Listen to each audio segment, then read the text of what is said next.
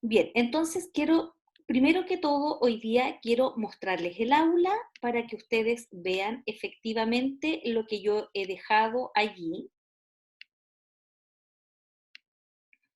Vamos a agrandar esto y vamos a ir al aula. Fíjense ustedes que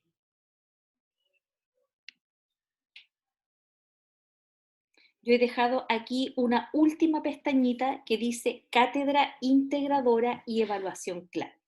Si ustedes hacen clic allí, se van a encontrar con algunos materiales que esto lo voy a mostrar mañana. Pero cuando ustedes descarguen este documento, van a encontrar juntitas las cátedras y la evaluación clave, porque la evaluación clave emerge de la cátedra, y van a encontrar acá un link que se llama Horarios para Tutorías, que las va a derivar a un Drive. Ahí están los dos paralelos, el paralelo 1 y el paralelo 2, y yo he puesto horarios, son 15 minutos APP, ¿cierto?, de atención focalizada.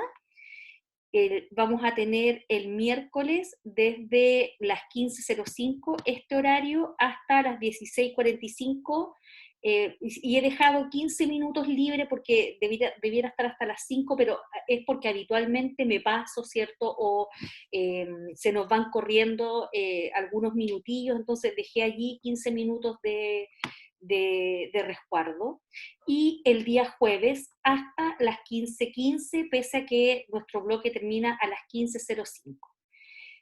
Si alguno de ustedes, por A o C motivo, ¿cierto?, no se puede conectar en este horario, o necesita o va a necesitar una segunda revisión, puede igualmente solicitarla, ¿ya? Eso que quede así súper establecido. Entonces ustedes se anotan allí con quienes van a trabajar. Fíjense ustedes que ahí hay un grupo conformado por 3 personas, ahí hay un grupo conformado por 2, porque dijimos que hasta 3 era un buen número. Entonces eso está en el aula. Y hoy día nos corresponde, ¿cierto?, revisar, vamos a seguir trabajando hoy día con vocabulario, vamos a terminar de ver algunas cositas que quedaron pendientes la clase anterior, y vamos a revisar el objetivo de las clases de esta semana y el material que yo les he dejado. Entonces, para esta semana puse todo en la asincrónica. Acá, unidad 3, vocabulario. Entonces, fíjense ustedes que estamos aquí, semana 15, el objetivo es revisar y discutir las actividades de vocabulario incorporadas en un texto de estudio de cuarto básico. Hoy día como palabras claves tenemos los tipos de actividades, vocabulario y comprensión lectora, evidentemente porque ustedes van a ver que todas las actividades que yo les voy a mostrar están puestas en función de la comprensión lectora. ¿Ya? Entonces, esos son los materiales para esta semana. El PPT está aquí abajo, ahí está el respaldo de la clase del miércoles 17. Recuerden ustedes que el jueves 18 no tuvimos sesión porque estaba la actividad de la carrera, y yo voy a partir entonces revisando algunas cosas que nos quedaron pendientes el jueves pasado, y que el miércoles pasado, y que me interesa mucho que las podamos concluir,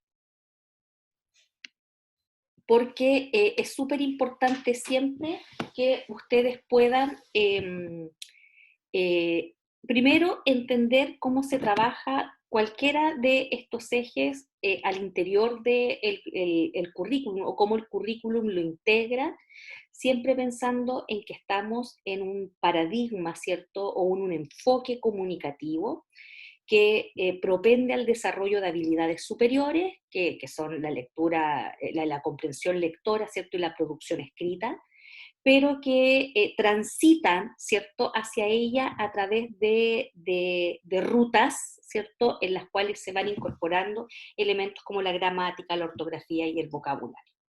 Entonces, desde las bases curriculares hay algunas ideas fuerzas que yo he recogido. Esto está en la declaración, ¿cierto? En una declaración, en un texto que es un marco de referencia que aparece antes de los objetivos de aprendizaje. ¿Qué ideas fuerza aparecen entonces en las bases curriculares? Primero, el rol del vocabulario como un determinante de la comprensión lectora, ¿ya? Ya que si los estudiantes desconocen las palabras, es difícil que accedan al significado del texto. Y en unas diapositivas antes que revisamos el jueves pasado, decíamos que un lector debiera poder acceder como mínimo al 92% de las palabras que están en un texto para poder comprenderlo. Por lo tanto, ¿cierto? Ya sea en historia, ya sea en ciencias, en lenguaje o en cualquier otra disciplina, el vocabulario, ¿cierto? Es la puerta de entrada a la comprensión del texto. Esa es una primera idea que está en las bases curriculares. Una segunda es una que también está, ¿cierto?, en la revisión teórica que hicimos la semana pasada, y es que si conocemos más palabras, podemos leer textos de mayor complejidad.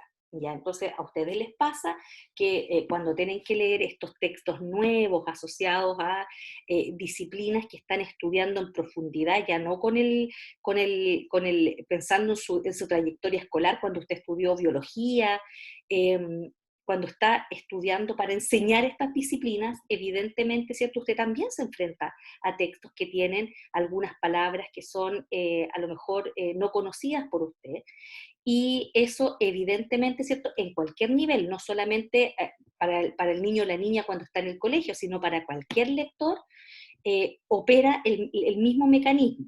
Si conocemos más palabras, podemos leer textos de mayor complejidad, lo que a su vez permite acceder a más palabras y adquirir nuevos conceptos, que esto es aquello, ¿cierto?, que veíamos la semana pasada, que se denominaba efecto Mateo. Y además, porque esto generaba un círculo virtuoso. Quienes dominan mayor cantidad de palabras están más capacitados para leer y escuchar materiales cada vez más sofisticados, comprenderlos mejor y acceder a fuentes de información. Y esto no solamente en aquellas disciplinas donde estudiamos, ¿cierto?, ciencias, historia, sino, por ejemplo, cuando estamos leyendo poesía, porque la poesía, ¿cierto?, se funda en un uso del lenguaje, en un uso estético del lenguaje. Por lo tanto, el poeta o la poetisa generalmente se va a valer, ¿cierto?, de palabras o de expresiones que le den musicalidad, ritmo, pero que también contribuyan a este efecto estético que tiene la literatura. Entonces, ahí hay tres ideas que provienen de las bases curriculares. Déjenme agrandarlo para que me permita. Ahí están las tres ideas. Y entonces, fíjense ustedes que en esta lógica, el vocabulario juega un rol súper gravitante, ¿cierto?, de posibilitar, de tender un puente para que los niños puedan acceder a los textos. Y entonces, en los cursos más pequeños, y esto puede ser, ¿cierto?, extendible a otros niveles de escolaridad, el Ministerio de Educación propone en sus bases curriculares dos vías de incremento de vocabulario. Esto es Mineduc 2012, esto es bases curriculares también, y esas dos vías, déjenme explicar esto, esas dos vías son conocer nuevas palabras por aprendizaje incidental o por instrucción directa. Incidental, ¿cierto? Ahí tenemos una palabra que alude a una situación que es sin haberlo pretendido. Me encuentro o nos encontramos leyendo un texto con los niños y aparece una palabra que el profesor o la profesora anticipa que puede ser una palabra que no sea de un significado, ¿cierto?, conocido tal vez por todos los niños y niñas que tenemos en nuestra clase, y entonces emerge una oportunidad para que podamos trabajar sobre esa palabra. Entonces, el ministerio propone una situación como la siguiente: tiene lugar durante la interacción oral o en la lectura, ¿ya? Las personas son capaces de aprender una gran cantidad de palabras cuando las encuentran en diversas situaciones comunicativas. Entonces, les voy a poner un ejemplo. Supongamos que yo estoy trabajando con los niños en alguna actividad y le pido a uno de mi clase que vaya al pañol a buscar, ¿cierto?, unos materiales, o que vaya al pañol, que busca al auxiliar, que vaya al pañol y le pida una escoba. Ya, supongamos que no tenemos en la escoba en la sala de clases. Entonces, fíjense ustedes que ahí apareció la palabra pañol. ¿Alguien sabe lo que significa pañol? De hecho, yo trabajaba en un colegio donde al lado de la sala de profesores estaba este lugar y afuera decía pañol. ¿Alguna sabe lo que es un pañol? Yo no, profe. Profe, Dígame. en los marinos usan harto la palabra pañol, es donde como que ellos van a buscar su... no sé si es como una bodega, porque es como un almacén, como un Sí, negocio en donde eso ellos van es. retirando su vestimenta y cosas Sí, así. eso es, Natalie, justamente. El pañol, que es una palabra muy incorporada en el léxico naval, ¿cierto? Es justamente una suerte de bodega donde se guardan materiales. Entonces, cuando yo trabajaba en un colegio, estaba el pañol y ahí en el pañol estaban los auxiliares y ahí tenían todas sus cosas. Entonces, fíjate que yo le estoy diciendo a un niño, busca al tío auxiliar, anda al pañol y pídele que te preste una escoba. Entonces, le estoy dando dos datos. Primero, el auxiliar, la persona, ¿cierto?, de mantención, o como le llaman en los colegios, que a veces lo llaman simplemente tío, ¿cierto? Y le estoy diciendo escoba. Entonces estoy dejando una palabra entre medio que es una palabra de uso poco frecuente, ya, salvo en la vida naval tal como tú lo dices, donde el pañol es un espacio que está en todas las instalaciones, incluso en los buques, y en este colegio en particular donde yo trabajaba se le llama pañol, ya a lo mejor en otros colegios este espacio no tiene esa denominación, pero le estoy dando al niño dos datos, le digo el auxiliar y le digo escoba, pero puede que aún así no sea suficiente para que un niño identifique este espacio. Entonces yo les digo, ¿alguien sabe dónde está el pañol? Al resto de la clase, y alguien me dice, los niños no saben, entonces es el momento desde la interacción oral para que yo les diga, miren, el pañol es esta bodeguita, que no es solo una bodega, sino que además ahí, ¿cierto? Los auxiliares tienen sus cosas, muchas veces toman desayuno, ¿cierto? Y tienen sus cosas, pero además están los útiles de aseo que ellos emplean, ¿cierto? Para mantener el colegio. Entonces, en ese momento, en una situación comunicativa, aparece esta palabra que yo aprovecho de decirle a los niños qué significa. Eso es aprendizaje incidental y todos los días estamos, ¿cierto?, trabajando en la cotidianidad con los niños desde distintos roles, desde que somos profesores, desde que somos madres, desde que somos tías, desde que somos abuelos o abuelas, hermanos mayores, estamos permanentemente incrementando el léxico de los niños con las palabras que denominan al mundo. ¿Ya? Con las palabras que denominan al mundo. Piensen ustedes cómo el léxico de nuestros niños se incrementó con palabras asociadas a el COVID, ¿ya? Entonces aprendimos palabras como, ¿a quién se le ocurre una palabra que haya aparecido en este contexto? Y que crean que los niños... Distanciamiento. Movilidad. Distanciamiento. ¿Cuál El otro? pase de, el pase de movilidad. Pase de Movilidad. movilidad, ya, muy bien. Fíjense ustedes que hoy día en general los niños podrían escribir textos con palabras que emergieron, ¿cierto?, de este nuevo léxico que fuimos aprendiendo y que vimos que además en distintos países, ¿cierto?, habían diferencias en la manera de denominar a los mismos objetos. Por ejemplo, ¿cómo le dicen los argentinos a esto? No le dicen mascarilla, ¿Tapaboca? tapaboca, o también le dicen barbijo. ¿Han Los escuchado? venezolanos le dicen tapaboca. Sí, sí. Entonces, fíjense que tenemos tapaboca, mascarilla y barbijo. Si en tiempos de no pandemia le hubiéramos dicho a los niños, ¿cierto? Le hubiéramos hablado de la palabra mascarilla, ya probablemente no lo habrían asociado con el objeto, porque quienes usaban mascarilla en ese entonces, en el contexto muy a lo mejor de los hospitales, personal de la salud, y entonces hoy día tenemos incorporada una palabra que es mascarilla, tenemos incorporados conceptos que emergieron como distanciamiento social, ¿ya? Como distanciamiento social, que emergen producto, ¿cierto?, de que en las noticias, en la casa, en la escuela, estamos reforzando estos conceptos, ¿ya? Y por otro lado, aparecen las palabras que se van aprendiendo por instrucción directa, es decir, que son los ejercicios que yo les voy a mostrar en un ratito más. Es decir, a través de estrategias, ¿cierto?, para acercarse a las palabras, ya sea infiriendo su significado, porque yo podría también, ¿cierto?, pensar en que yo podría haber hecho un ejercicio con los niños de inferir el significado de la palabra pañol,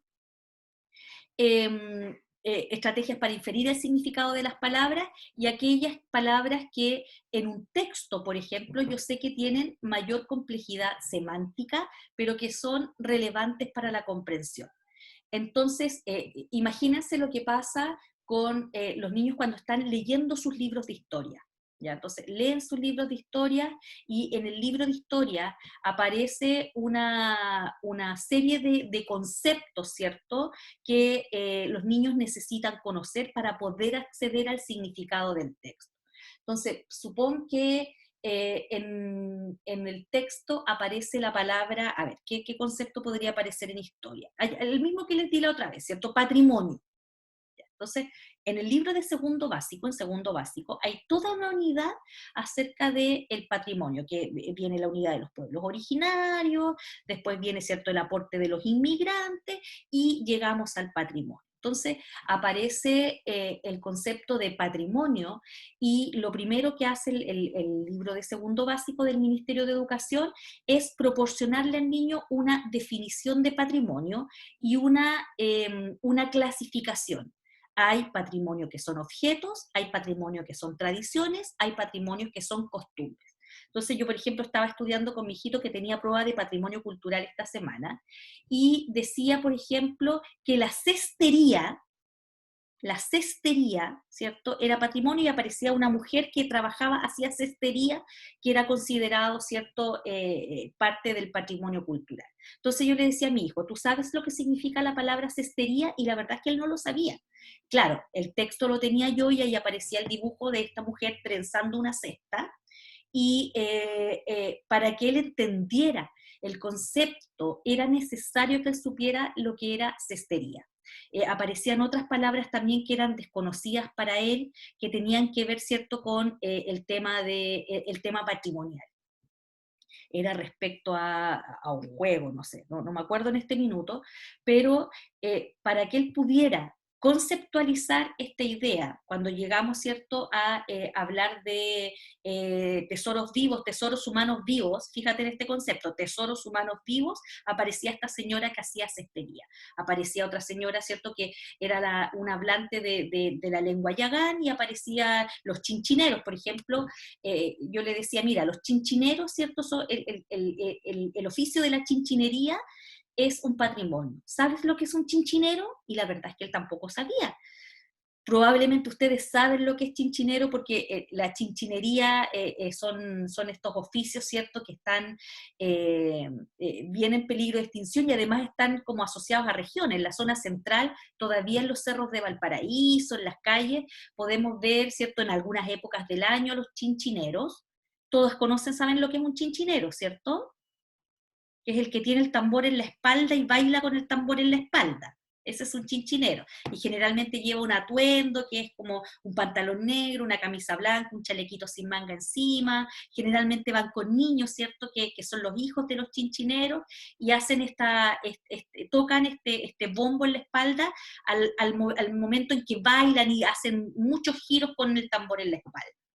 Y habitualmente uno los ve, ¿cierto?, muy en las fiestas de fin de año. Entonces fíjate que la palabra chinchinero, así como cestería, eran palabras fundamentales para que él pudiera, en este caso mi hijo, para que él pudiera visualizar esto que estábamos hablando, ¿cierto?, de que determinados oficios, también en el caso nuestro, podían ser patrimonio. Otra palabra que aparecía en ese texto era, ¿cierto?, el concepto de casco histórico. Casco histórico. Entonces, ¿qué imagen tienen los niños de un casco, ¿cierto? Algo que se pone aquí en la cabeza. Pero cuando yo digo que el casco histórico de Valparaíso es un sector que ya no es solo patrimonio nuestro, sino que es patrimonio de la humanidad, ese es un concepto que también es necesario aclarar. ¿A qué le vamos a llamar casco en términos, ¿cierto?, geográficos? Y que fíjate que lo que tengo que hacer es que él o ella, en este caso, ¿cierto?, puedan conceptualizar nuevamente la palabra casco, no como el que yo me pongo en la cabeza, sino que como una zona, ¿cierto?, que rodea ciertos edificios arquitectónicos, ciertas zonas, que en este caso, ¿cierto?, eran patrimonio. Entonces, cada vez que nos enfrentamos a un texto de la naturaleza que sea, nos van a ir apareciendo estas palabras que, fíjense ustedes que yo les nombré 4, chinchinero, cestería, casco, en el caso de casco histórico, y patrimonio, que eran así, pero fundamentales para que pudiéramos aprender, ¿cierto?, de lo que es patrimonio y luego hablar de ello y finalmente llegar a la evaluación, que era lo que tenía ayer lunes en el caso de mi hijo. Entonces, fíjense ustedes que son palabras relevantes para la comprensión y que yo como profe anticipo que van a ser palabras que tengo la impresión, ¿cierto?, que un grueso número de niños puede no conocer y que son fundamentales. Si el niño, ¿cierto?, dice la cestería y no puede visualizar lo que es la cestería, en este caso en el libro venía acompañado de una imagen, eso no le dice nada. Esa información no le dice nada.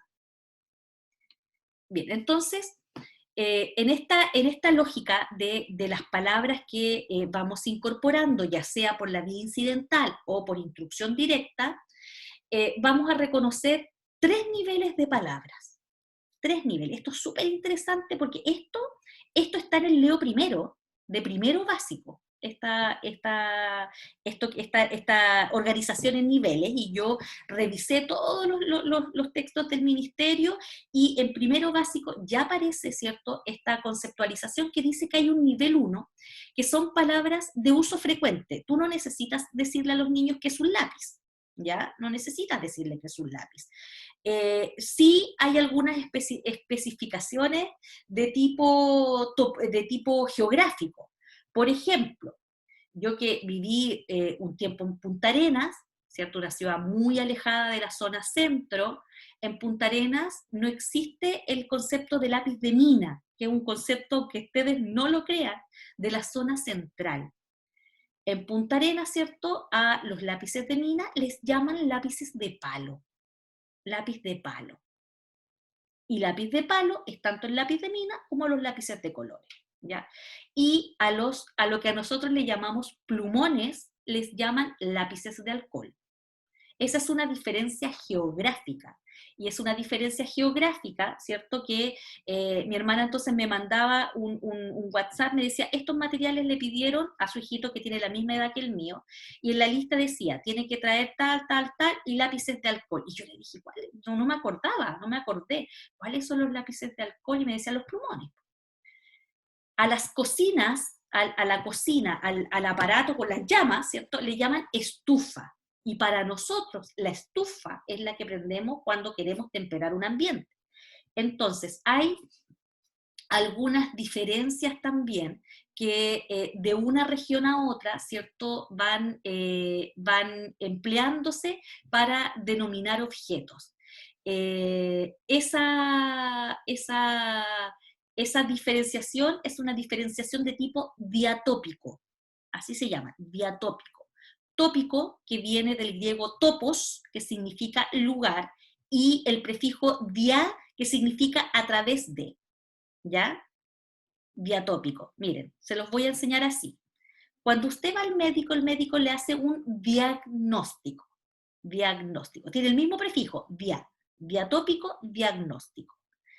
Diagnóstico es dia hipnosis, que es conocimiento, ¿cierto? Entonces lo que está buscando su doctor, su médico, es establecer, ¿cierto?, la situación que usted tiene a través de esta revisión que usted le hace, la revisión diagnóstica. Entonces usted va y él le va a hacer un diagnóstico, le abre los ojos, le ve la lengua, la manda a hacer algunos exámenes. Diatópico es lo mismo, ¿cierto? Es esta configuración léxica que podemos encontrar en distintas regiones de un mismo territorio.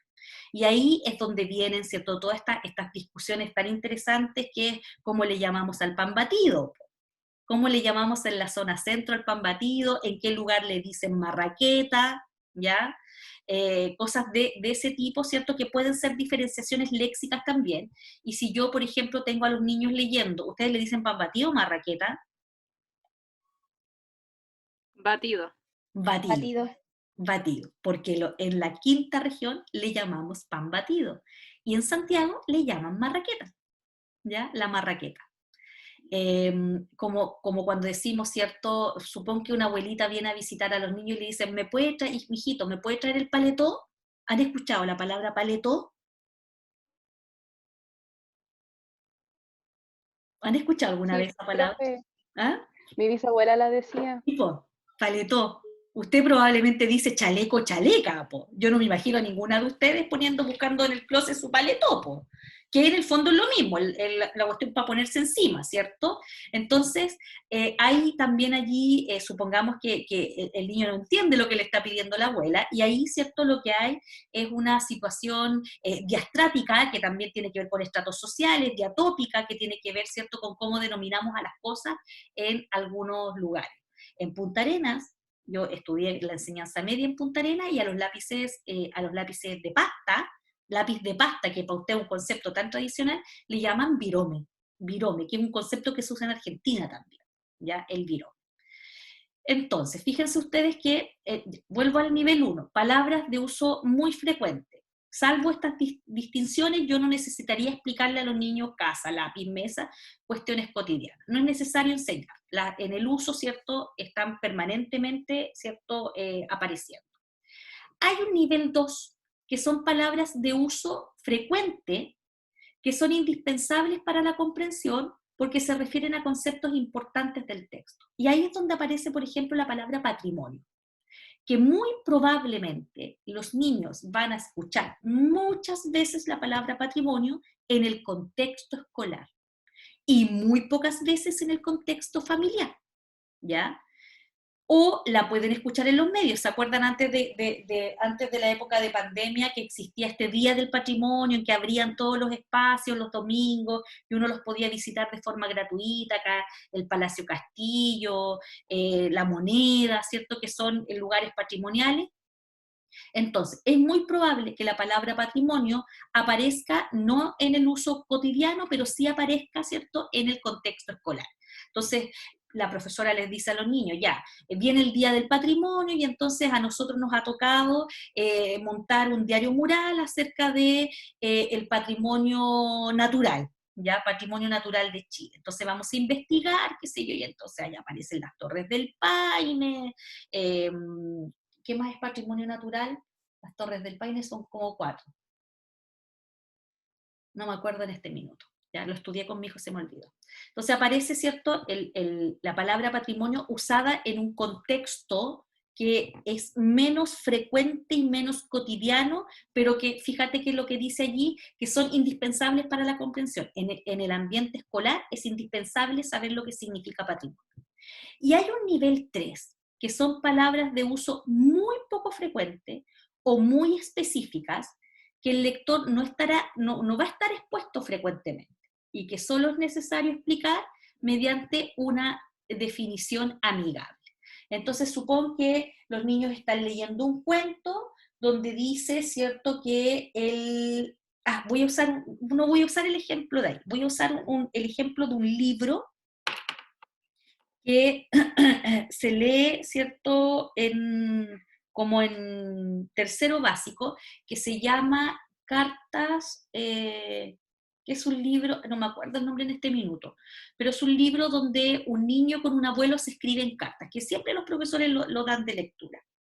¿cómo se llama, cierto? Las cartas, no me acuerdo en este minuto el nombre.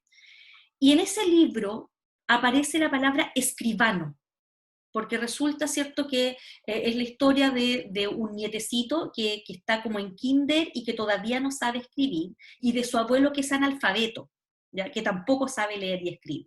Y entonces el niño, ¿cierto?, recurre a los escribanos que estaban en la plaza, ¿cierto?, y que por algún dinero o alguna colaboración se dedicaban a escribir cartas. Y empieza todo, ¿cierto?, una relación entre el abuelo y el nieto mediada por las cartas.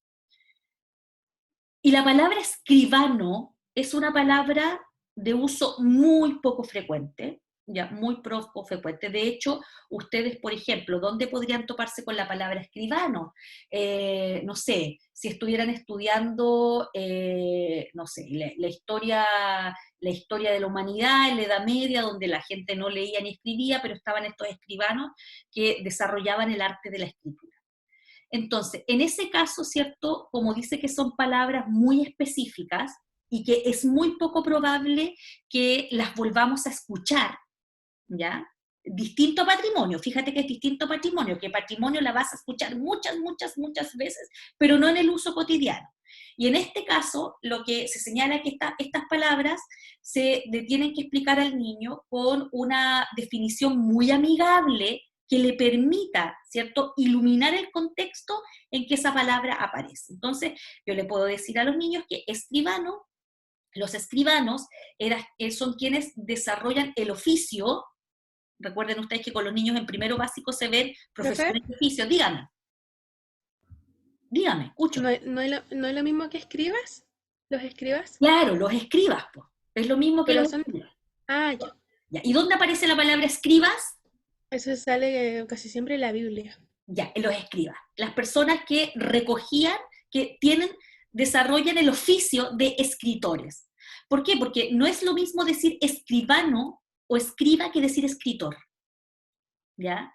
Si yo digo, por ejemplo, Pablo Neruda no era un escribano, era un escritor. ¿Y cuál es la diferencia?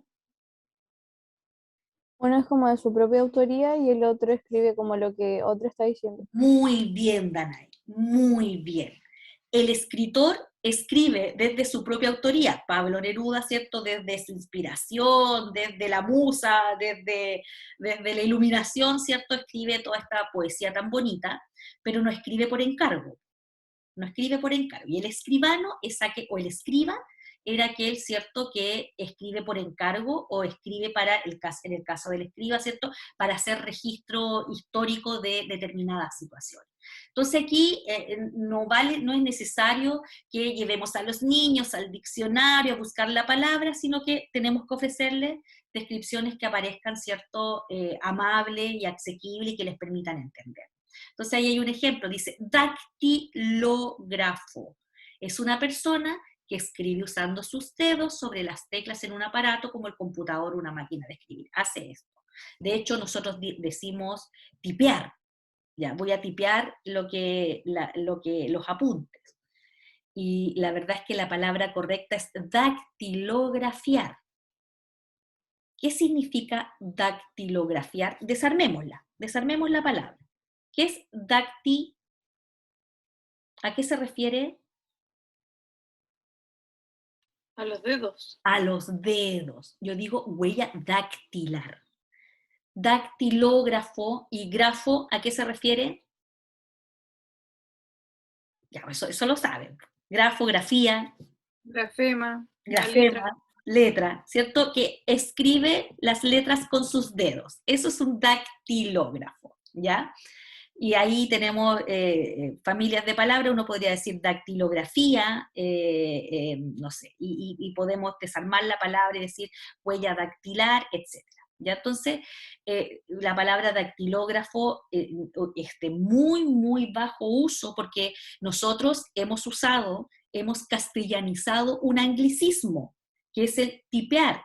Tipear viene del inglés que es tip, que es hacer esto, ¿ya?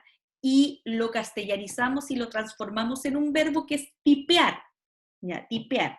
Y ese es el que usamos habitualmente, ¿ya? Eso es como, hay también muchos anglicismos que hemos ido incorporando y que incluso, ¿cierto?, los sometimos a nuestras reglas ortográficas. Muchas palabras que provienen también de otras lenguas las hemos adoptado y adaptado.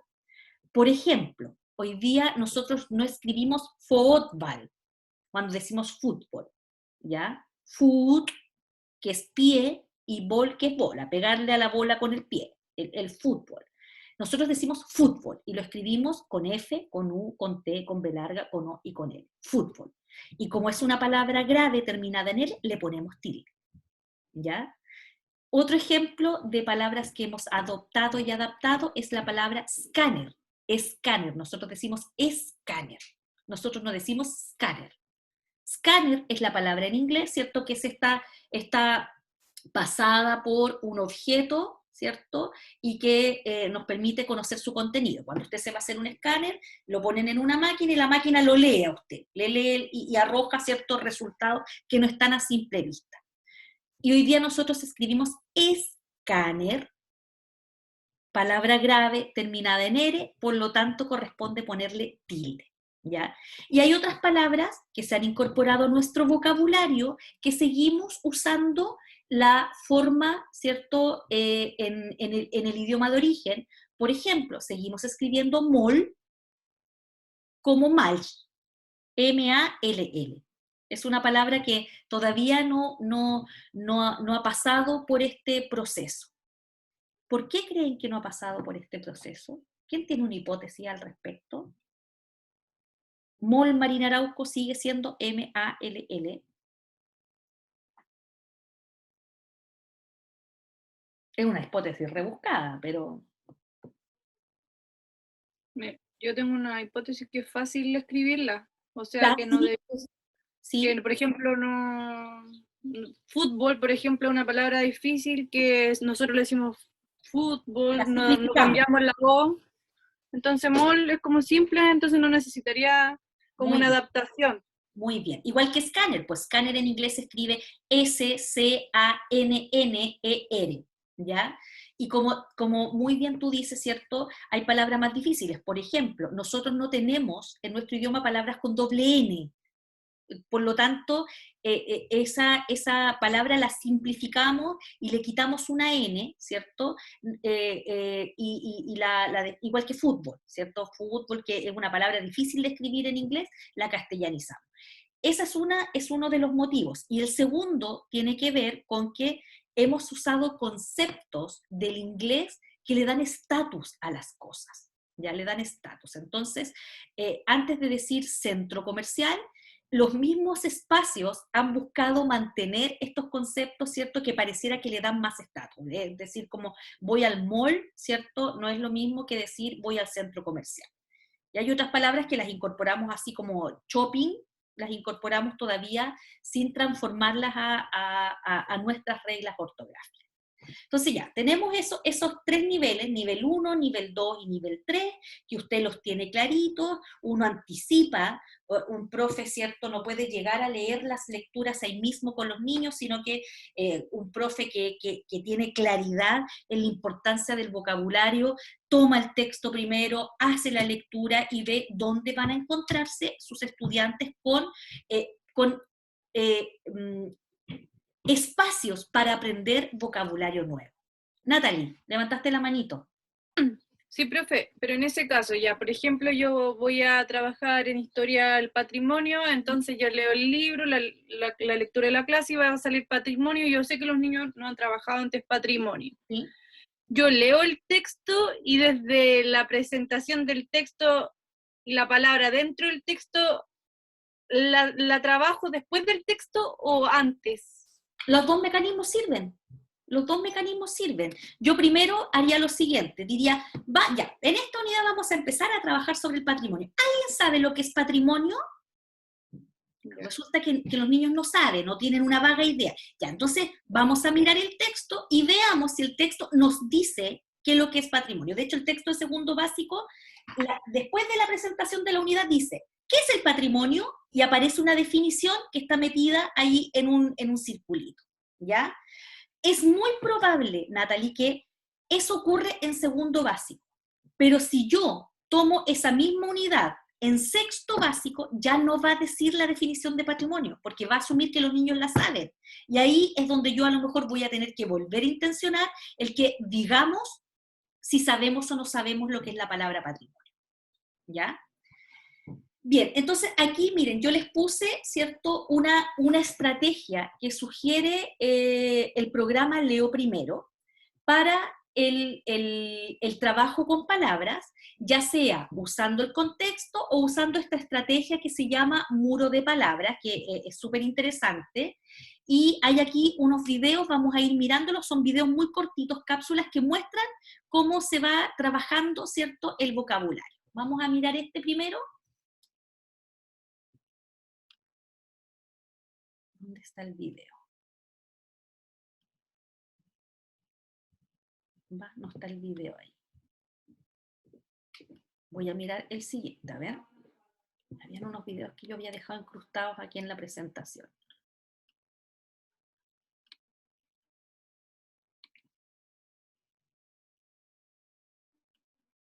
Me tira a la página.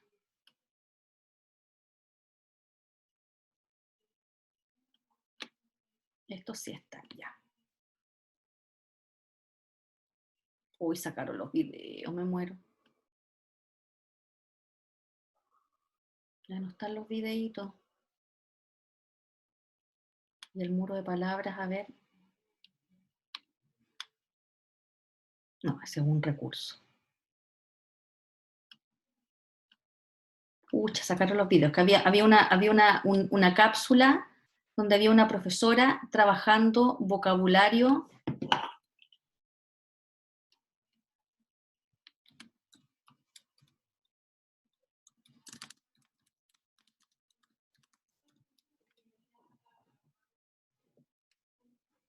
Vamos a pedirle a San YouTube que nos muestre. Acá está.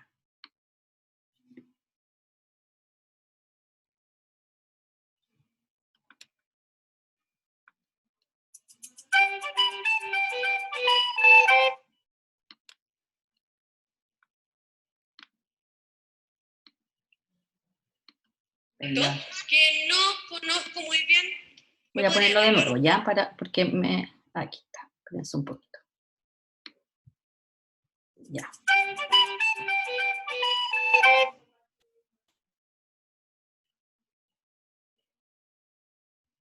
Una palabra del cuento que no conozco muy bien. ¿Me podrían ayudar ustedes a entenderla?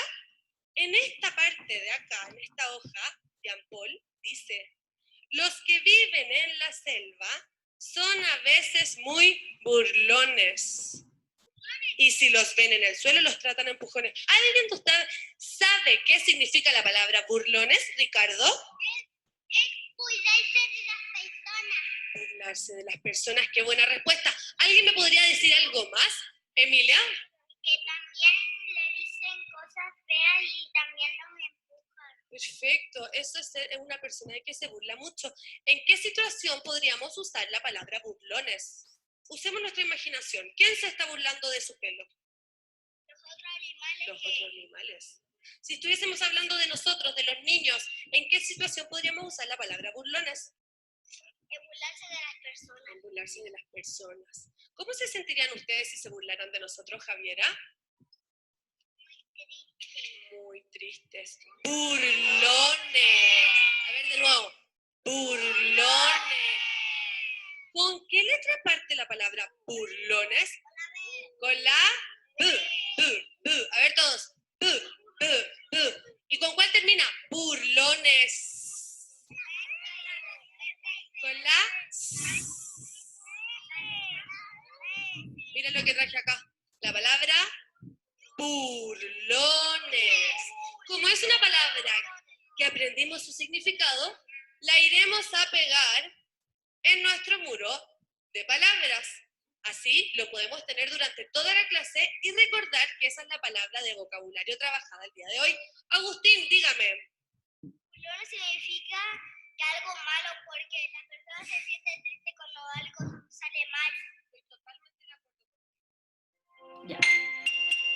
Ahí hay un ejemplo, ¿cierto?, del trabajo con una palabra y voy a ir al tiro al chat.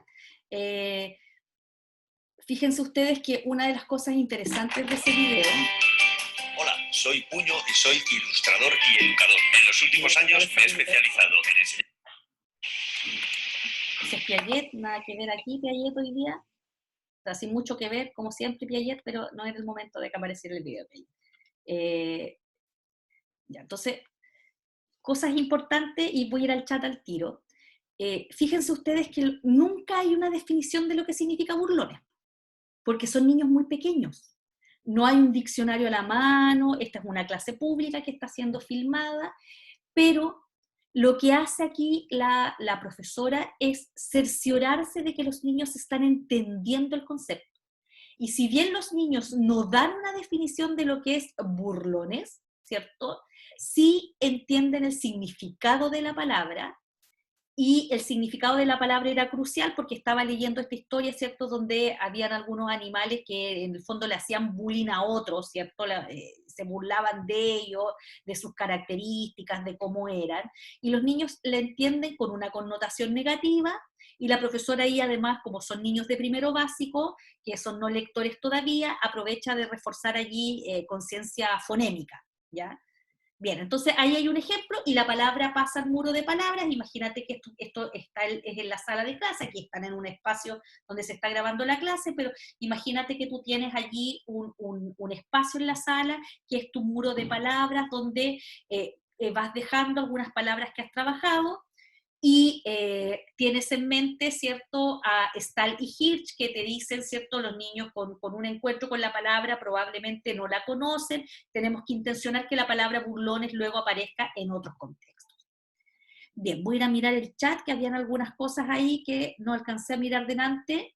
¡Ay, cuarentena! Esa palabra es la buena. Ya. Efectivamente, ¿cierto?, la palabra cuarentena, ¿en qué contextos la conocíamos? Probablemente en el contexto cinematográfico. Habíamos visto una película de estas, ¿cierto?, que anticipaban, son películas que a mí me gusta mucho ese género, son películas que anticipaban que en algún momento, y que se llamaban cuarentena, donde la gente la ponían en cuarentena, qué sé yo. La palabra cuarentena es una palabra hoy día que de calado transversal, es decir, los niños saben lo que significa cuarentena, los adultos lo saben, los abuelos lo saben, y sabemos que es una palabra muy terrible y que nos remonta, ¿cierto?, a las épocas más oscuras del inicio de la pandemia. La Gabriela dice, me pasó con lapicera y lápiz tinta. Sí, lápiz tinta, lapicera. Nosotros no usamos mucho la palabra lapicera. ¿A qué le llamamos lapicera nosotros cuando usamos lapicera? Profe, Dígame. si en este caso la palabra cuarentena es de uso frecuente Sí. y el nivel 1 dice, no es necesario enseñar, pero la palabra es complicada, como... Sí, pues, es una palabra complicada. Po. Cuarentena. ¿A qué remite la palabra cuarentena? ¿Qué significa cuarentena? ¿De dónde viene la palabra? De 40 a 40 días, como... De 40 días. De 40 días. Que, ¿cierto? Una palabra, la palabra cuarentena es una palabra muy antigua, y que remite, ¿cierto?, a que cuando se detectaban ciertos tipos de enfermedades para los que no habían mayores explicaciones científicas, aislaban a las personas por al menos un proceso de 40 días. Y de ahí viene la palabra cuarentena, ¿cierto? En el caso nuestro, nosotros estuvimos en cuarentenas por mucho más que 40 días, o a veces cuarentenas de mucho menos que 40 días, pero da lo mismo, ¿cierto? Se instala ese concepto, la palabra cuarentena como aislamiento, ¿ya? Bien, sigo leyendo el chat, dice lapicera y lápiz tinta. Claro, el hecho del lápiz de pasta es una cosa muy, muy extraña para algunos, por lápiz pasta o lápiz de mina, que efectivamente es porque tiene adentro, o lápiz grafito, ¿cierto? Que en el fondo es el concepto correcto porque lo que tiene adentro es un material que está hecho a partir del grafito, que es ¿qué es lo que es un mineral, el grafito? Ya, la Danay dice, una amiga en Rancagua dice chomba al chaleco, claro. Te mueves una región para abajo y se dice chomba, ¿ya? Chomba no es una palabra que usemos en esta zona. Incluso hay gente que dice la chompa. Después la Jessica es del Team Marraqueta. El Team Marraqueta. ¿Por qué Jessica? Si nosotros aquí en esta zona le llamamos pan batido. Pero yo soy la de la zona interior, pues, profe. Y en la Ah, zona interior se le conoce por Marraqueta, Marraqueta. entonces. Y de hecho, cuando vivía en Viña del Mar, iba a comprar pancito. Una vez dije, me da 2 marraquetas, y el caballero de la Taisa se dice pan batido. Y yo, como, ya, perdón. Hoy hay unos grupos súper interesantes en Facebook, así que son como el Team Marraqueta versus Pan Batido, y hay una disquisición filosófica respecto al nombre del pan. Entonces, hay algunas explicaciones ahí, que Marraqueta, por ejemplo, es una castellanización de la palabra Marrakech, que es la que es como de origen francés, y todo hay una disquisición, una disputa entre Marraqueta y pan batido. La salida de cancha. Ahí hay otra, la salida de cancha. ¿Ya? Es un concepto muy propio también. Yo toda la vida le dije, en mi infancia, toda la vida la llamé como salida de cancha, po, la salida de cancha. Hoy día es una palabra que se usa poco, se usa más el concepto de buzo, el buzo. ¿Ya? Natalie, te escucho. Profe, yo tengo una buena porque mi prima es de Santiago, entonces ya no sé si ahora todavía se le dice pinchar, pero y él fue con mi prima, teníamos como 13 años, entonces me dijo, oye, ¿tú has pinchado? Y yo le dije, no, como, como una vez, y ella me dijo, yo pincho todos los días. Entonces yo como que dije, chuta, mi prima está como en mal camino. Y era porque allá pinchar es como tener como un encuentro de miradas. Y acá era como Pinchar era darte beso, era con dar beso. beso. Claro, entonces ella decía que lo hacía todos los días. Sí, pues uno puede ir en la tele y dice pinché, porque Claro, te mirabas con alguien. Po. claro, entonces Oye, ahí hay un ejemplo, profe. ¿y se acuerdan cuando apareció la palabra poncear? ¿Como de bailar? No, pues cuando decían el ponceo, es como una palabra, Ay, de ustedes deben el haber, diario de Los Eva. años de Jingo. Es como el 2008 eso, es ¿no? como del El 2008, Ponceo. sí, por Sí. el ponceo, Las tribus urbanas. las tribus. Todo el diario de Eva ahí. Sí, de hecho, por ejemplo, conversábamos, como yo tengo hijos chicos todavía, la profesora Marcela Jarpa la otra vez me decía que su hijo le había dicho, iba a ir a una fiesta, Marcela tiene un hijo que cumplió ahora 17, 18, está en cuarto medio. Entonces le decía, ella le preguntaba si le gustaba alguna niña y él escuchó que ahora la palabra era como pelarse, ¿no? Que se estaban pelando, por eso me vine. Y pelando es como lo mismo que pinchando y cosas así. Entonces de pronto uno se queda, por eso esto también tiene un fenómeno, el uso de determinadas palabras responde también a fenómenos etarios, pues etario, o sea, que un chiquillo, cuando se instaló el tema del ponceo, era esta lógica como de relacionarte con otro, con besos, ¿cierto? Que era lo que en mi época era pinchar, justamente, ¿ya? Profe, ahora el outfit, ahora El se usa outfit, el outfit. outfit. Yo le decía a mi hija en la mañana, ya, le decía, mira, ¿qué opinas de mi outfit para hoy día? Porque ella ocupa la palabra outfit así permanentemente, ya que es como la tenida de salida, o el conjunto completo, el outfit, es una palabra, ¿cierto? Muy usada por los influencers además, ¿ah? Muy usada por este concepto del influencer, que es el influenciador en redes sociales y que, ¿cierto?, marca tendencia, ¿ya? El influencer. Ya, ahí hay una serie de conceptos que uno también eh, de pronto, ¿cierto?, tiene problemas para hablar con los chiquillos más jóvenes, ¿cierto?, y les va a pasar a ustedes en algunos años más, para ver la emergencia de estos conceptos. Incluso, ¿cierto?, hay algunos conceptos que son de alteración gramatical, que son fenómenos súper interesantes. Yo no sé si ustedes recuerdan, deben haber sido chicas también, cuando apareció el ya era. ¿Escucharon alguna vez el ya era? No, oye, te quería pedir algo, no, ya era. Es como ya no lo necesito, ya pasó. Pero ahora se dice Yera nomás, profe. Mira, De verdad, vamos a le subir de prometo que flight, dice. po. ¿Qué queréis que les diga? Ya. Ya.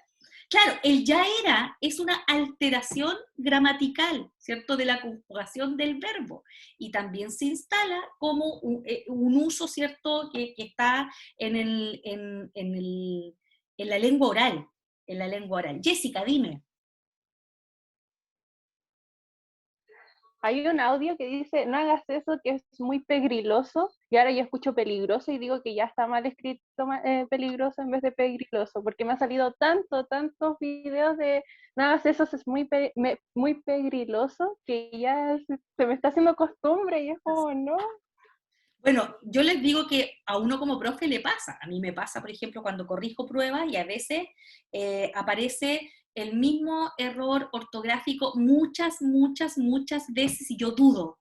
Y digo, chuta, supongamos que aparece, les voy a dar un ejemplo. La palabra iba, escribo del verbo ir, escrito con B corta. Y lo corrijo 40 veces con error y después digo, dudo, y ya dejo de ver el error. ¿Ya? Pasa muchísimo.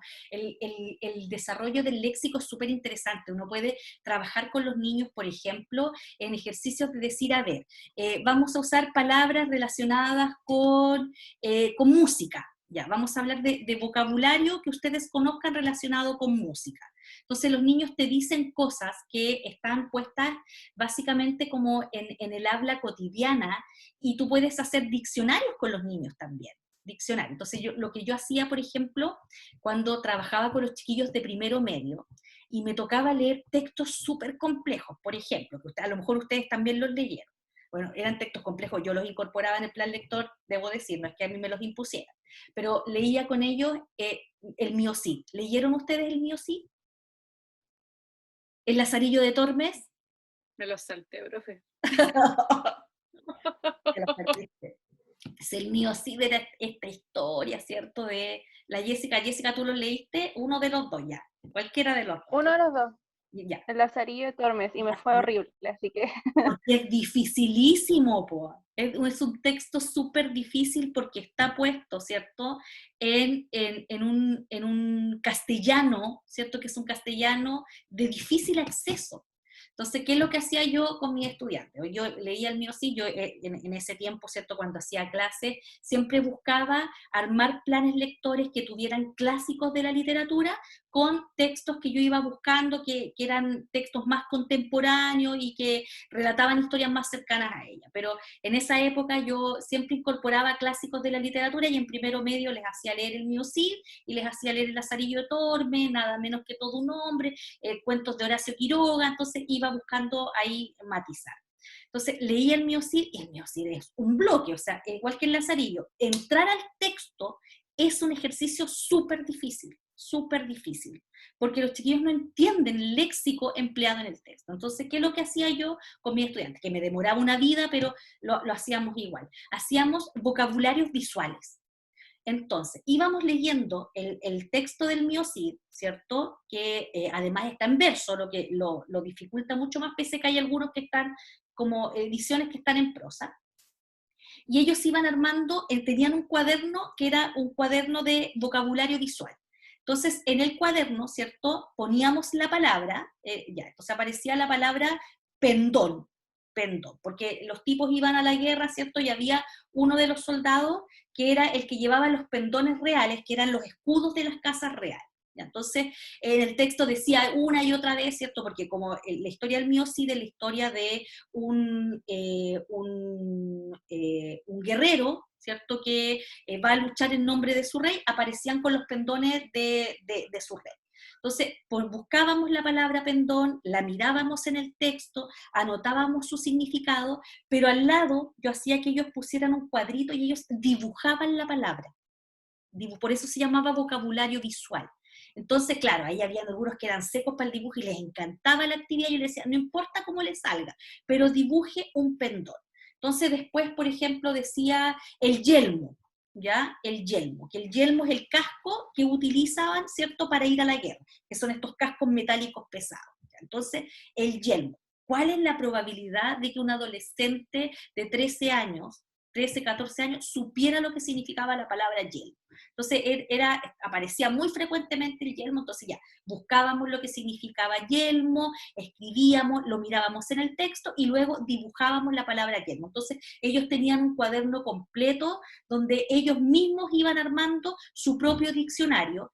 Y evidentemente, ¿cierto? De ahí a lo mejor yo recogía algunas palabras y luego las incorporaba en la prueba, o íbamos usando ese cuaderno de vocabulario visual para distintas actividades. Es fácil cuando son sustantivos concretos. Es difícil cuando la palabra remite a un sustantivo abstracto. ¿Ya? Natalie. Profe, dos preguntas.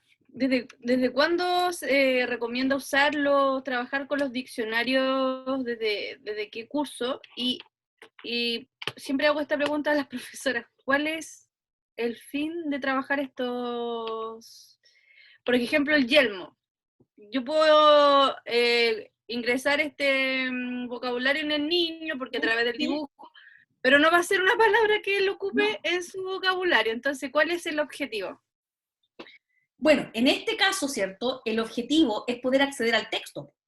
Ese es el objetivo, o sea, no hay otro objetivo. Yo sé que los niños no se iban a topar con la palabra yelmo en ninguna otra, bueno, sí se la volvían a encontrar después cuando en tercero medio les tocaba leer El Quijote de la Mancha, que yo también lo incorporaba en el plan lector, hacía siempre los 30 primeros capítulos, y ahí aparece un concepto, ¿cierto?, que es el vasiyelmo, que es una pelela, que en el fondo el Quijote, que era este loco, ¿cierto?, que salió a recorrer los campos, creyendo que era un caballero andante, se ponía una pelela, y esa pelela era como el vasiyelmo. Entonces, claro, te puedes volver a encontrar en ese contexto con la palabra, pero en el caso, ¿cierto?, de que tú entras a un texto literario como ese, necesitas escoger esas palabras que le permiten al niño entender, por ejemplo, cómo iban los tipos armados a la guerra.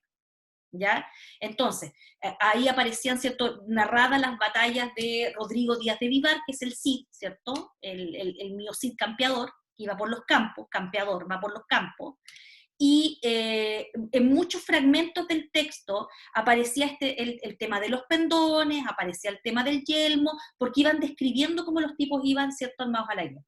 En ese caso, ¿cierto?, tienes palabras que son muy específicas y que van a aparecer en esos contextos, y que es necesario, porque yo tenía unos chiquillos que, o sea, que fueran solo a buscar al diccionario el significado de la palabra por cuenta propia, era súper difícil, súper difícil. Entonces, lo que hacía yo era, siempre trabajaba el plan lector, siempre metido en la clase, siempre.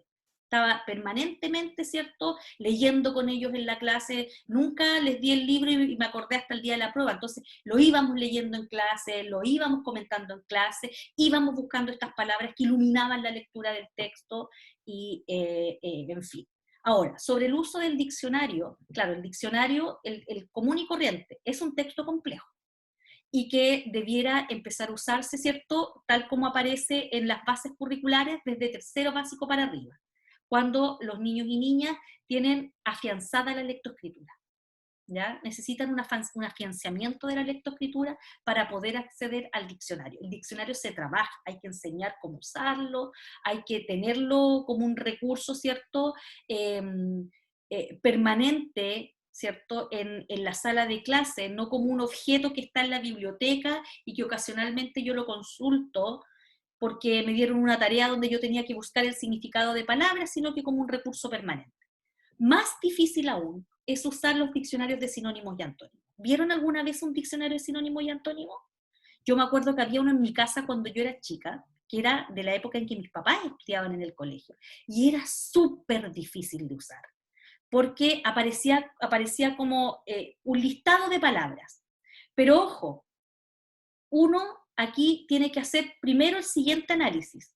no hay palabras, el concepto sinónimo quiere decir que tienen significados similares, pero que nunca necesariamente son lo mismo. Por ejemplo, yo hacía este ejercicio con mis estudiantes para mostrarles que aunque el diccionario de sinónimos y antónimos pusiera las palabras en en la misma línea de significado, nunca eran lo mismo. Entonces yo siempre les armaba en la pizarra un cuadro y les ponía palabras, y les decía, temor, pavor, horror, miedo, susto. Y les decía, mira, todas estas palabras aparecen en el diccionario como sinónimo. Temor, pavor, miedo, susto, horror. Y los hacía ordenar las palabras en grado de intensidad, ¿ya? Entonces les daba todas las palabras y decía, ¿cuál es la que tiene el menor grado de intensidad de la emoción? Entonces los niños decían, susto, porque a mí me puede dar susto una araña, ¿ya? Susto. ¿Cuál es la que viene después de susto? Ya, miedo, susto, miedo. Nos quedaban terror, pavor y temor. ¿Qué viene después? Ya, temor. Después, horror y pavor, y ahí dudaban cuál era la que representaba el mayor grado de la emoción, ¿cierto?, que implica esta sensación.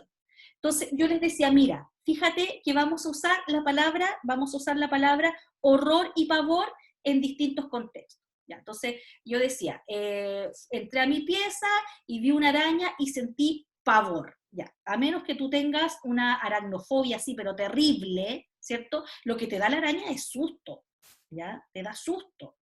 Pero cuando leemos un cuento de terror, por ejemplo, y aparece allí, ¿cierto?, representado el terror, o cuando vemos una película de terror, ¿ya? Lo que busca es esa intención de la emoción en su grado máximo. Entonces yo les decía, fíjense ustedes, que si bien las palabras son sinónimas, no necesariamente remiten a exactamente lo mismo. Y luego hacía lo mismo con otro ejercicio. Entonces les decía, bonita, linda, bella, hermosa.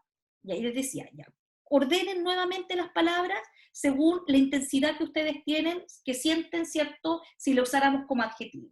Y ellos ordenaban. Entonces, fíjate que el uso del diccionario implica que no solamente yo le entrego el diccionario y voy a buscar sinónimos, ¿ya? Porque en una lectura nos hemos encontrado, ¿cierto?, con una palabra. Entonces yo vuelvo al mito que les comentaba hace 2 clases atrás, cuando yo les decía, la manzana de la discordia se produce, ¿cierto?, porque esta diosa, ¿cierto?, tira una manzana y dice, para la más hermosa del mundo.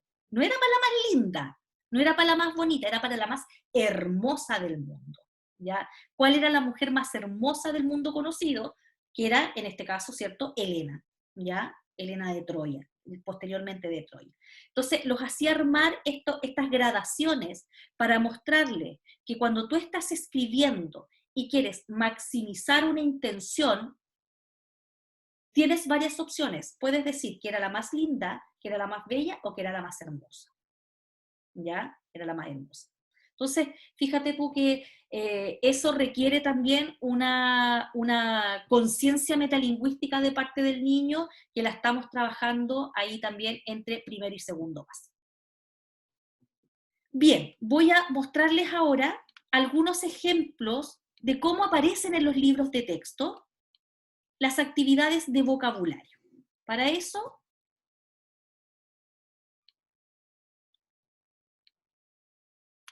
de nuevo, todo de nuevo. Voy al aula, en el aula yo les dejé, ¿cierto? Vamos a bajar este.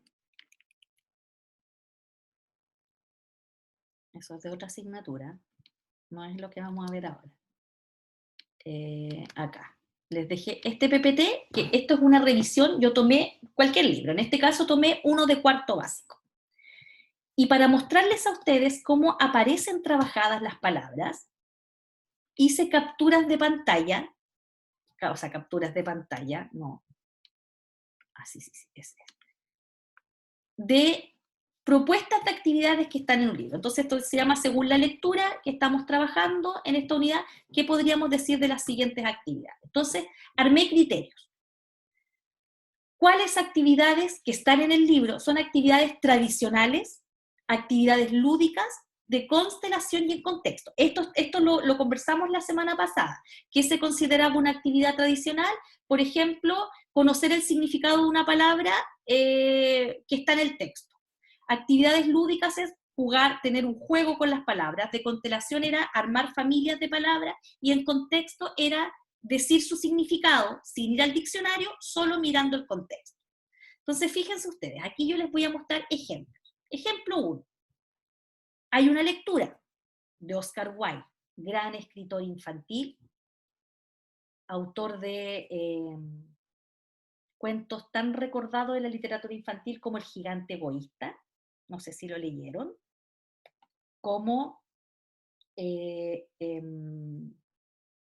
retrato de Dorian Gray, que no sé si tuvieron oportunidad de leerlo también en la enseñanza media, pero es un gran escritor infantil. Entonces hay un cuento acá, ¿cierto?, que es El hombre que contaba historias, y fíjense ustedes que hay palabras que están destacadas: fauno y silvanos. Y fíjense ustedes que directamente al lado está el significado. Entonces dice, había una vez un hombre muy querido en su pueblo, bla, bla, bla, dice, he visto en el bosque a un fauno que tenía una flauta y obligaba a danzar a un grupo de silvanos. Fauno, en la mitología romana, semidios que tenía forma de hombre, patas y cuernos de cabra y vivía en los campos. Ahí está el fauno, aquí abajo, tocando su instrumento musical. Silvanos, en la mitología romana, semidioses de las selvas. Eran como estas criaturas del bosque, ¿cierto? Los silvanos y los faunos. Ya aparecen como asociados en la mitología griega, son como dioses de menor rango que habitan, ¿cierto?, en los espacios naturales. Entonces, fíjense ustedes que aquí simplemente les damos el significado de dos palabras que permiten avanzar en la lectura.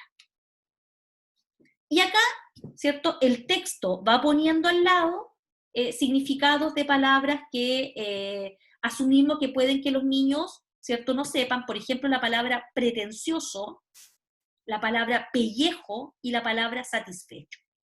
¿Ya? Pretencioso, que quiere ser más de lo que es en realidad. El pellejo es un cuero de piel, satisfecho, complacido, conforme, desprecio, rechazo. Bueno, dígame.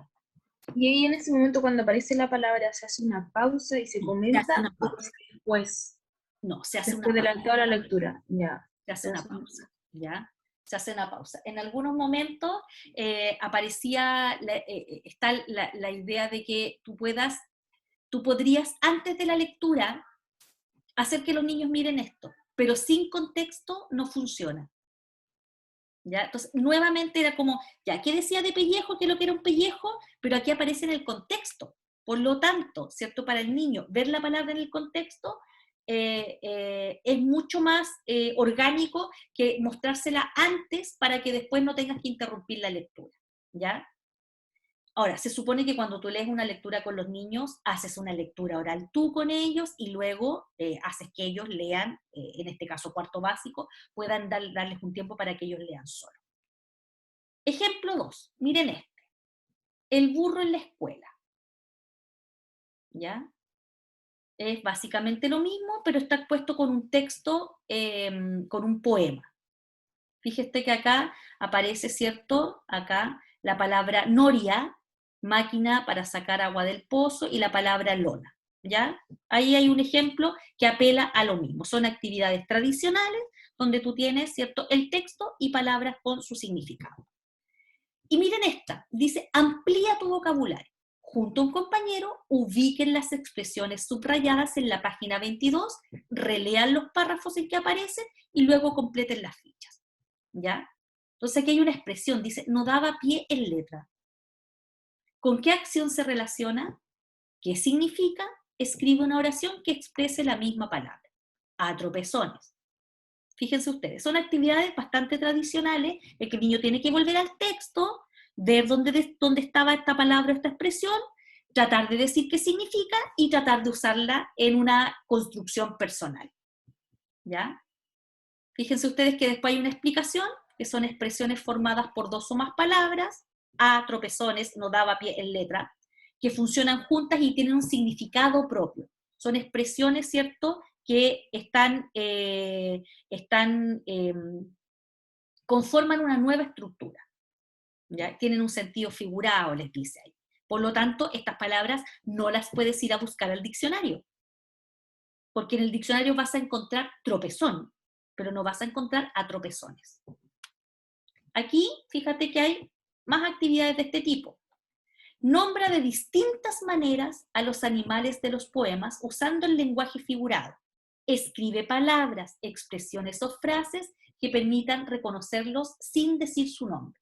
Fíjense ustedes que aquí está trabajando con el vocabulario del texto, que es un vocabulario sencillo. Jirafa, sapo, burro. Pero los niños tienen que poder decir estas palabras usando expresiones o frases. Hay otra actividad. Ejemplo 3. Este es un texto que está en uno de los libros, es una infografía, como ustedes pueden ver, la lectura en la era móvil. Mírenlo un minuto, y fíjense ustedes que aquí hay otro tipo de ejercicio. Dice, relee las medidas que se proponen. Incrementar la oferta de idiomas, expandir la conectividad, diversificar contenido.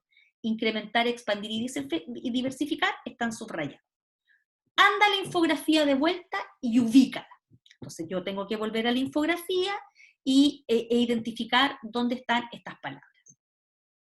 Busca pistas que te ayuden a entender qué significan las palabras subrayadas. Entonces aquí, ¿cierto? Lo que me vale es el contexto. Entonces vamos a ver, dice, incrementar la oferta de idioma, expandir la conectividad. Entonces vuelvo a leer dónde están esas palabras. Acá, ¿qué debe hacerse? Expandir la conectividad de banda ancha, incrementar la oferta de idioma. Propone un sinónimo para cada una. Si quieres, corrobora en un diccionario. Fíjense ustedes que primero los niños tienen que poder proponer el significado y después, si ya no, esta parte no te resultó y los niños no pudieron usar un sinónimo de expandir, que no es fácil, ¿ya? Podemos consultarlo en un diccionario. Y después hay un comenta con tu curso que utiliza estas palabras para hacer preguntas. ¿Por qué incrementar la oferta favorecerá la lectura móvil? ¿Qué significa expandir la conectividad de banda ancha? ¿Qué temas debieran considerarse para diversificar los contenidos? Entonces, las identifica, hace que el niño vuelva al texto para que vea en qué contexto fueron usadas, trata de proponer otra palabra que signifique lo mismo, usa el diccionario si no puedes, y luego usemos estas palabras que ya sabemos qué significan para discutir, porque estas preguntas son para discutirlas con el curso. Ahí hay otro ejemplo. Ejemplo 4. Aparece otra lectura, fíjense ustedes que bien usado, ¿cierto? El vocabulario, las definiciones al lado. Siempre están puestas en términos de una lectura, nunca por sí mismas. Entonces aparecen dos palabras aquí, exotismo, extinción, palmeada.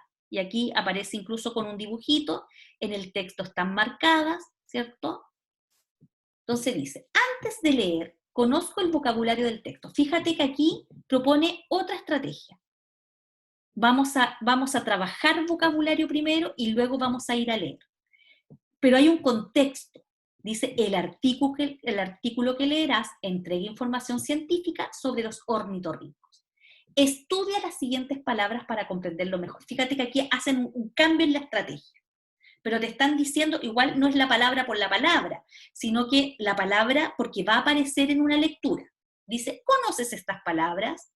Léelas y dibuja la expresión que te identifique. La conozco y la entiendo, carita feliz. No la conozco, pero infiero qué significa, carita de duda. No tengo idea qué significa, carita triste. Hábitat, electrolocalización, endémico y morfología. ¿Ya? Hábitat puede ser muy sencilla porque los niños se han topado con esta palabra habitualmente, ¿cierto?, en la clase de ciencias, pero electrolocalización, endémico y morfología, ¿cierto?, probablemente no la conozcan. Entonces, no importa que no la conozcas, marca si la conoces, tienes dudas o no la conoces. ¿Ya? No dice que las busques. Luego dice, lee las definiciones e infiere a qué concepto de la actividad anterior corresponde cada una. Entonces dice, lugar donde se desarrolla un organismo, una especie, una comunidad, hábitat, propio y exclusivo de determinadas localidades o regiones. ¿Cuál es la palabra que corresponde ahí? Endémico. Endémico. Estudio de la forma de los seres vivos y de los cambios que experimentan. ¿Cuál es?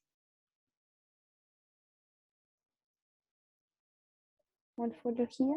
Ya. ¿Quién me desarma la palabra morfología?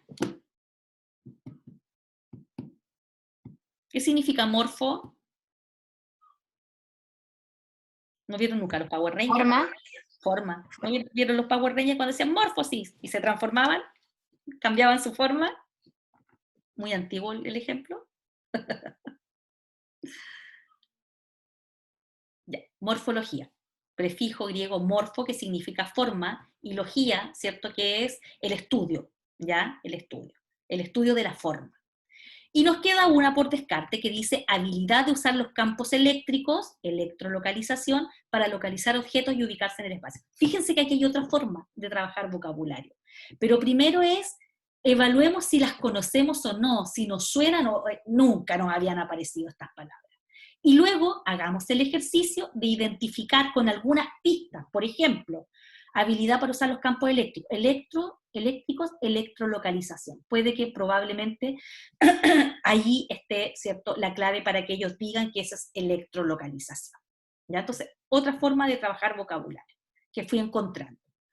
Luego, esta se ve chiquitita, dice, amplía tu vocabulario. Busca en el texto la palabra abazones. Relee el párrafo en que se encuentra y luego subraya el significado de la palabra que aparece en el texto. Explica con tu palabra qué son los abazones. Miren esta otra, dice, relee los enunciados y fíjate en las palabras subrayadas. Y aquí, ¿cierto? Voy a achicarlo para poder agrandarlo así. Miren esto. Aquí se van a encontrar con algo de lo que hemos venido conversando. Miren. Relee los enunciados y fíjate en las palabras subrayadas. Venoso y semiacuático. ¿Qué significan las palabras subrayadas? Están en un contexto. Escribe lo que pienses considerando cómo están formadas. ¿Cómo están formadas? Las palabras derivadas surgen de la unión entre una raíz que porta un significado y un prefijo o sufijo que lo modifica o le entrega un significado específico. Los prefijos se agregan delante de la raíz, mientras los sufijos se agregan después de la raíz. Mira los ejemplos. Mira, venoso. El sufijo oso forma adjetivos a partir de los sustantivos. ¿Se acuerdan que lo vimos? Muy a la rápida, pero lo vimos. ¿Ya? Quiere decir que se tiene la cualidad o elemento que indica la raíz. En este caso, que tiene veneno. Venenoso. Y semiacuático, mira, tiene un prefijo que es semi, una raíz que es acu y un sufijo que es ático. Semi significa medio. Ático forma un adjetivo cuyo significado se relaciona con el de la raíz, en este caso agua. La palabra semiacuático, referida al ornitorrinco, le atribuye la cualidad de habitar tanto en el agua como fuera de ella. Fíjate cómo aparece trabajado la prefijación y la sufijación acá en este ejercicio. Por eso es que cuando estábamos viendo ortografía, yo metí ahí sufijos y prefijos y les dije varias veces, esto es súper fundamental para cuando lleguemos a vocabulario. Aquí me encontré con este maravilloso ejercicio, que no es nada fácil, ¿cierto? Que les muestra a los niños que las palabras están compuestas por elementos, y esos elementos pueden ser una raíz, un prefijo y una raíz, o una raíz a la que se le agrega un prefijo, o puede ser una raíz con un sufijo, o una raíz con un prefijo y un sufijo al mismo tiempo.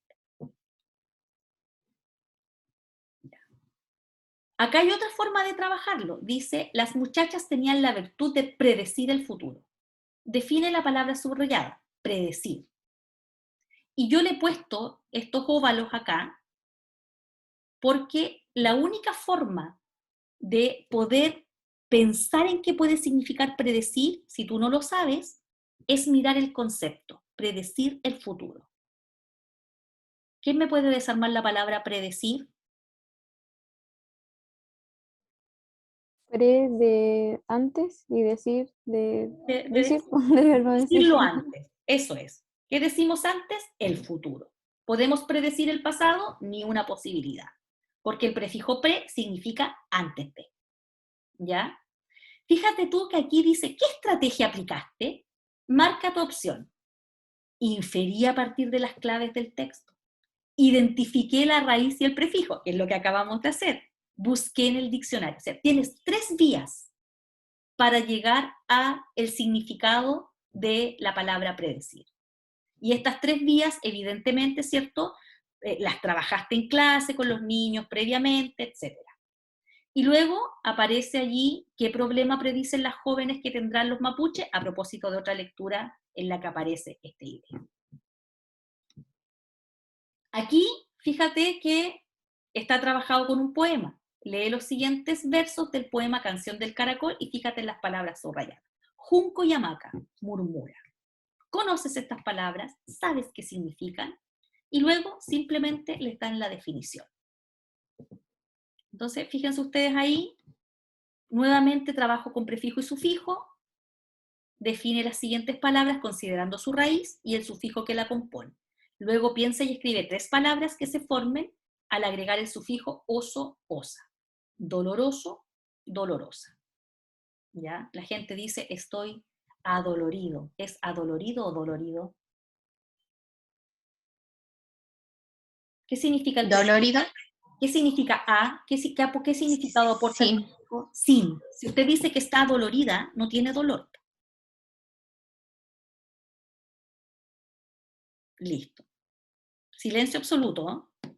Me tinca que decían adoloridas, ¿no?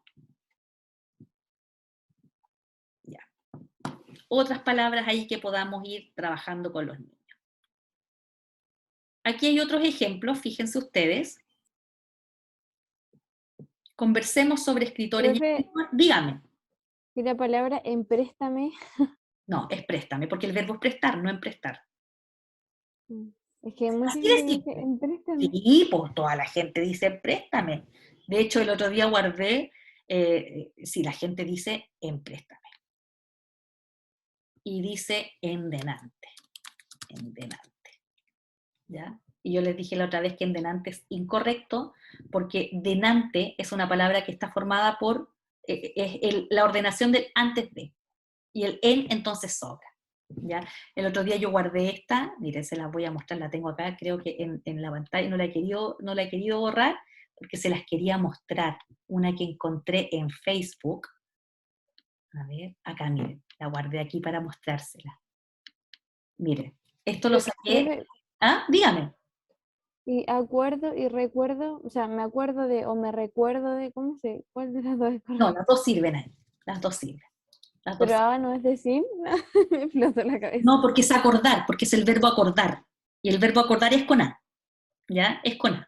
No se la ponemos a propósito de negación. Por ejemplo, cuando yo digo apolítico, ahí sí estoy usando el prefijo para decir que es una persona que no se involucra en la política. ¿Ya? Pero el verbo, pues la palabra es político, esa es la raíz, polis, ¿ya? Pero en acordar, el verbo es acordar, es con A. Miren, el otro día me encontré en Facebook, no sé por qué en algún momento empecé a seguir un grupo que era como así como de manualidades, y me encontré con este aviso. Dice, ¿alguien sabe dónde venden agujas para mostacilla? Y me acordé que alguna de ustedes me hizo ese alcance en clase, que había gente que decía aguja. Y la explicación ahí es solamente fonológica. La gente escucha aguja. Ya lo guardé ahí porque me pareció tan increíble de ver hoy día un concepto como ese. Ya, termino entonces. Profe, Dígame. el otro día en Twitter encontré como una leyenda que decía no votar con V, basura, gracias. Y era como todo justo antes del contexto de la elección. Sí, Entonces como que se podía sobreentender de que no votáramos a gente que no nos servía, por ejemplo, en el tema de los diputados, core y senadores. sí. Mira, y la otra vez me pareció algo tan. A ver si lo encuentro. Profe, en el texto también salía Montasilla.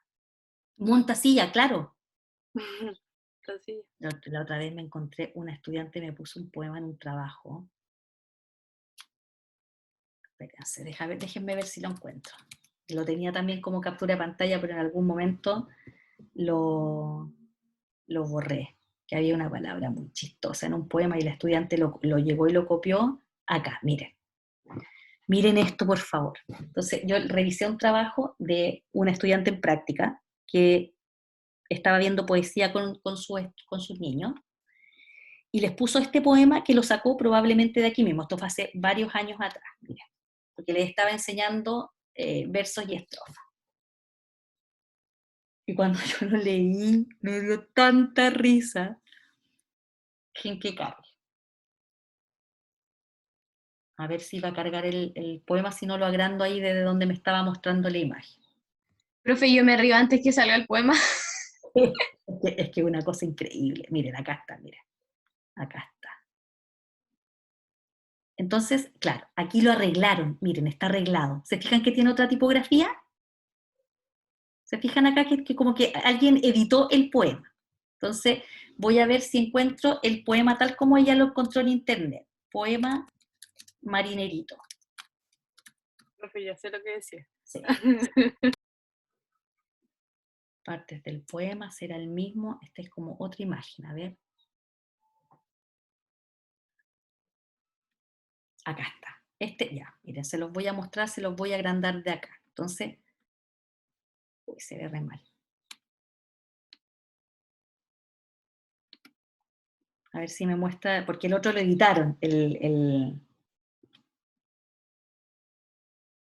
Ya, entonces dice, te fuiste, no importa que se vea mal, dice, te fuiste marinerito en una noche, no sé qué dice ahí, tan alegre y bonito, cantando a la mar salada. Circo delfines rameros, su barca acompañaban, dos ángeles marineros, invisibles le guiaban.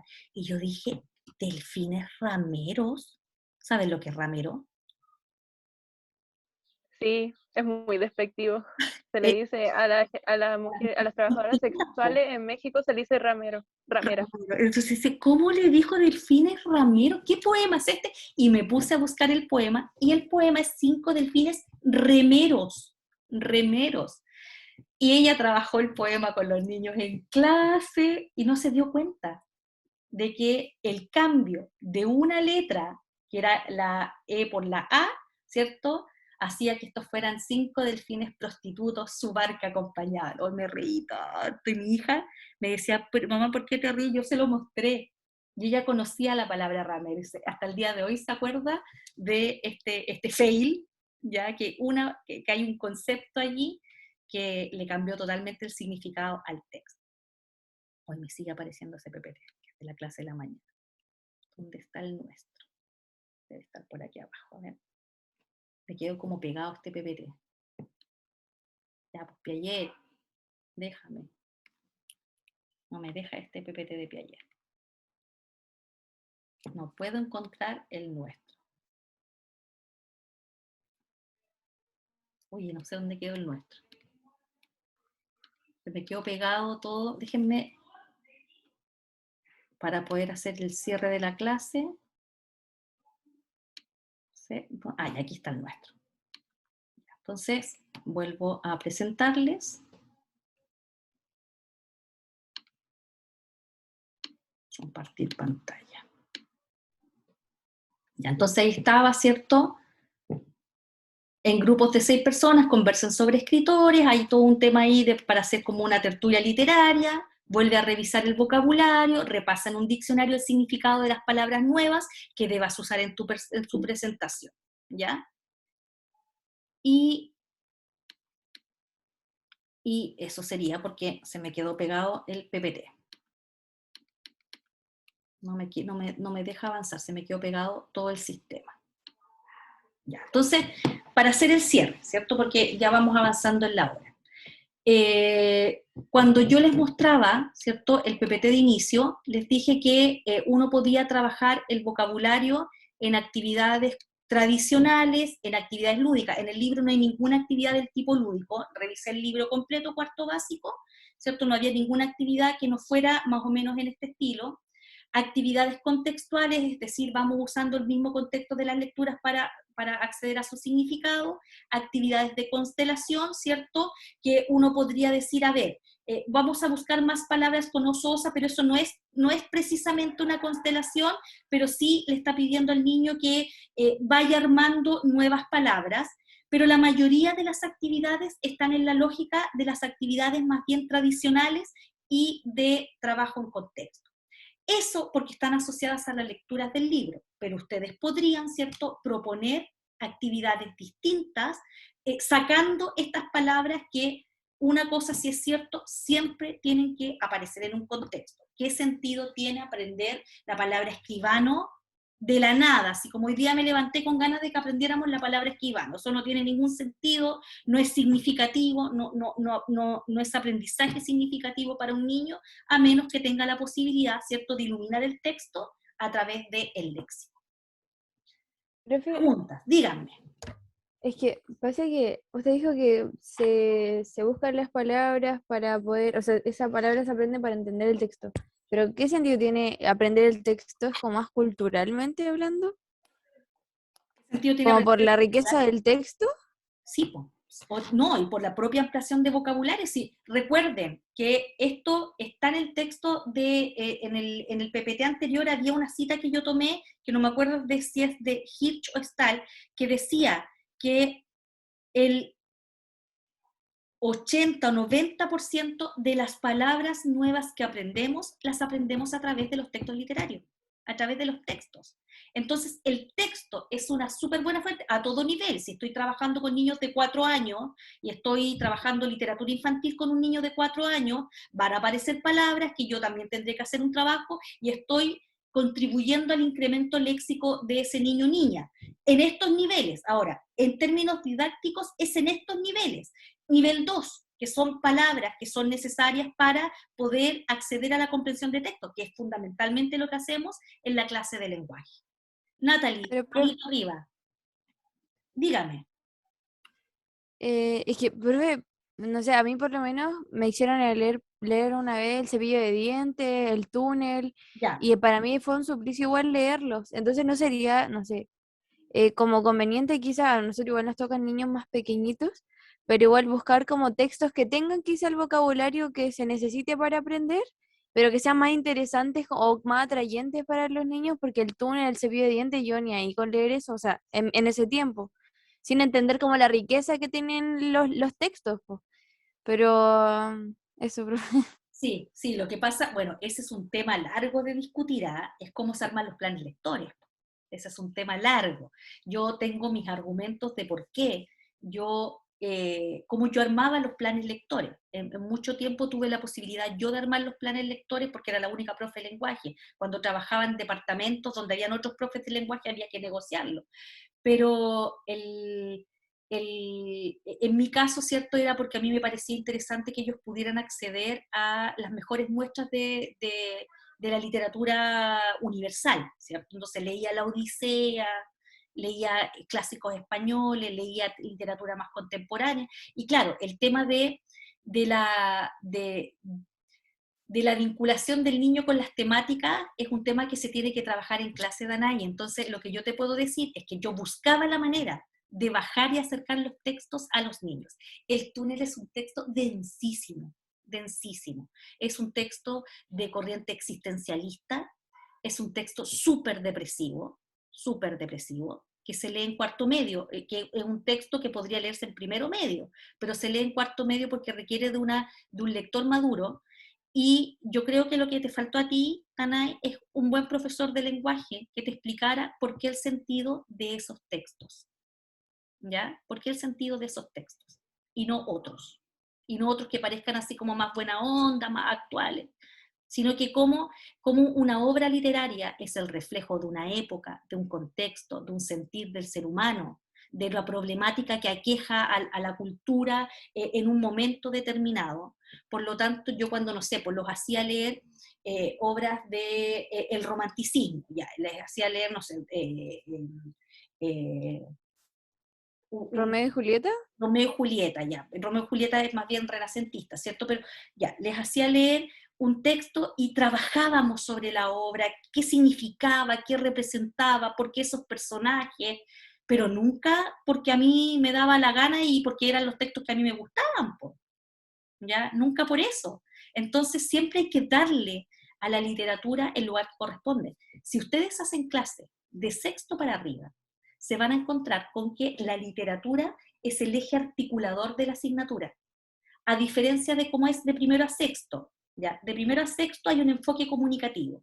En séptimo y octavo, que también les puede tocar hacer clase, hay un enfoque que se llama, ay, se me olvidó el nombre, hoy el Alzheimer me consume, pero es un enfoque, ¿cierto?, en que la literatura juega un rol súper relevante para entender las grandes temáticas. Entonces, por ejemplo, el programa de séptimo básico viene articulado por eje. Entonces dice, no sé, la amistad.